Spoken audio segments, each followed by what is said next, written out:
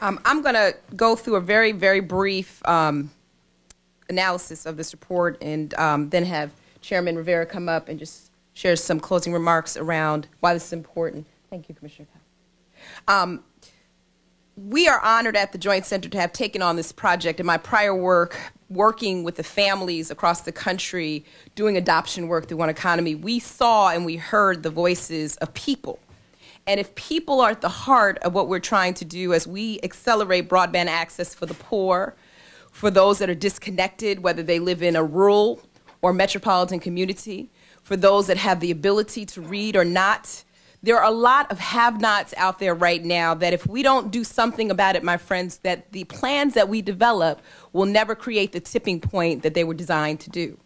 And so having these members of elected officials up here to speak on behalf of the thousands of people that are part of their network and the millions of people that unfortunately fall into some of the categories that we talk about in the report, we are honored at the Joint Center to take on this new charge through the Media and Technology Institute.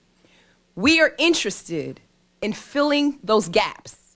It's sort of like having a car that may look nice on the outside, but there's an engine problem that you've not fixed, and the service engine light is always on. And so we've come, not necessarily, and I'm not going to say which agency or what part we're fixing, but we've come to be a part of the comprehensive solution that the nation is interested in putting forward. And we're honored to be here, to be a part of this group as well as the Broadband Opportunity Coalition. So I want to just share why we're honored and why we're interested in this area. And I'm going to ask one of our staff people to dim the lights, if you don't mind, as I show just a couple of slides that were put together by my dear friend, John Horgan. I was talking about you yesterday, John. I said, everything that I talk about is from Pew, written by John Horgan. But I want to show a couple of slides that I think are worth noting as you hear the passion and commitment that comes out of my the prior speakers. If you look at the internet today, and Dave, if you're going to work with me on this, we have seen tremendous growth. You can go to the first slide. Next slide. Okay. Keep. Mm-hmm. Next one. Okay. We've seen tremendous growth in the percent of internet users by race and ethnicity. Over the last 2 to 3 years, we've seen more people get online because they get it and they understand that they have a need to be online. Next slide. Unfortunately, those trends in broadband adoption by race and ethnicity tell a telling story when you begin to look at non-adoption rates among African Americans. For the last 2 years, the Pew data has told us that African Americans have experienced an insignificant growth in broadband adoption. Now, certainly, we know through the Pew study why that is the case, and I will share that in a moment, but if you go to the next slide. Unfortunately, the percentage of change, and this is the part that just glaringly sticks out for us, when you look at African Americans compared to other groups, we are in single-digit adoption rates. Single digit, which speaks to, I think, a lot of what we heard today, the areas of opportunities that we may miss if we don't pay attention to this. I want to go to the next slide and show you by income.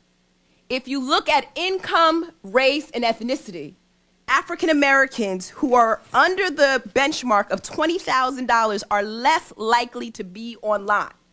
And a report, and I shared this today at the FACA meeting, that the Commissioner Copps was involved in, you know, I was sitting there reading this, was more telling that if you are black, if you are poor, and you live in a rural community, you are even less likely to have any exposure or contact with internet service. My friends, if we don't address this, we have the unintended consequence of a civil rights violation, but a social justice breach that will keep people away from the basic lifeblood that is defining how we live, learn, and earn. So that's why we're interested in it. And we're interested in a way to help it make sense, not only for us, but for other people that are interested in it as well. I wanted to go to the next slide just to share the reasons. Obviously, affordability is still one of the key points of why African Americans are not adopting. You know, according to the Pew Research, people say when the price comes down, we'll actually go online. Oh, I'm sorry, go back. Okay, right there. Oh, I don't know where that slide went. But one thing that we did find out in the Pew Research, which I think is very telling, it's not that African Americans do not want to get online, but it may be a question, and this is something John Horgan and I talked about, of what is the on-ramp to get online. A majority of African Americans, when compared to other groups, are carrying mobile devices. And we talk a lot about that in the study. Just stay with me for 1 second, Dave, because I want to bring up that point. What we are saying with the state representatives, while that is a significant finding, we also need to understand how all of us are going to work together with industry to ensure that we can stream the right public purpose data to cell phones. If I am holding my computer in my back pocket, does that necessarily mean that I'm holding it to find out about health care, to figure out if my child is receiving the best educational resources, or that I am eligible for public benefits? And we've not seen that yet. What we're doing with this study, which I think is significant to announce today, is we are looking at these trends, and we at the Joint Center have made a commitment to continue our work with the elected officials, but to create our own data set that begins to look at the utility and the application of broadband based on our experience of working in communities. And I think that's a very valiant piece of announcement to make, in addition to a national partnership that we're creating right now with the Pew Foundation, to go deeper on what we see are some of the gaps that we need to know about. It's almost like looking at a magazine, but the middle is missing. And as most of us continue to talk about adoption rates and non-adopters, we just all don't know enough.